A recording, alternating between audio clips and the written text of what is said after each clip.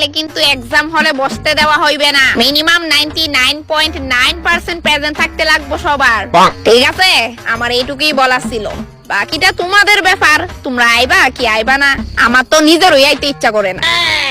মাত্র 30 পাতা হোমওয়ার্ক দিছিলাম, সারা রাত লেখা আরামসে শেষ করে লাইতে পারতি, কিন্তু তোরা একজনও কমপ্লিটলি হোমওয়ার্ক করছিস না। কেউ 28 পাতা করছে আর কেউ 29 পাতা। স্যার আমি 29.5 পাতা কই আনছি তো। 30 পাতা করছো না তো? না। দ্যাটস ইট, আমি আর কোনো কথা শুনতে চাই না। পানিশমেন্ট পাইবা তুমিও। Sir please. একজন একজন করে সবাই আয়ো, সবাই আজকে আমি এজিং লাডু দিয়ে বাইরে মো। আয়ো এদিকটা আয়ো। স্যার প্লিজ আমারে আস্তে মাইরেন প্লিজ। ও বাগো ও বাগো ও কিন্তু গুষ্টি যাও। স্যার আস্তে মাইরেন। স্যার আমি মেয়ে মানুষ আস্তে। এটা মায়াগুলো মানি না আমি, পিঠা খাইবই। যাও।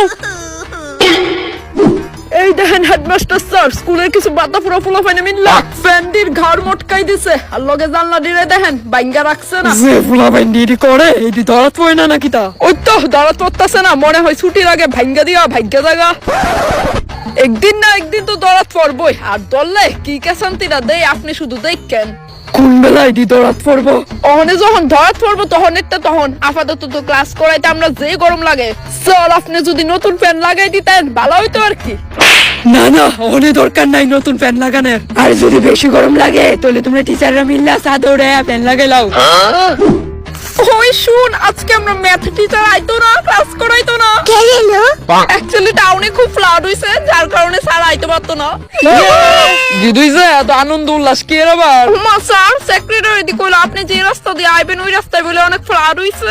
হ্যাঁ তো আমি সাঁতার জানি না নাকি তা? ক্লাস মিস নাই, ক্লাস ডেলি হইব, ডেলি ডেলি। হ্যাঁ খুলো অঙ্ক বই খুলো। বিজ্জা গেছি গা।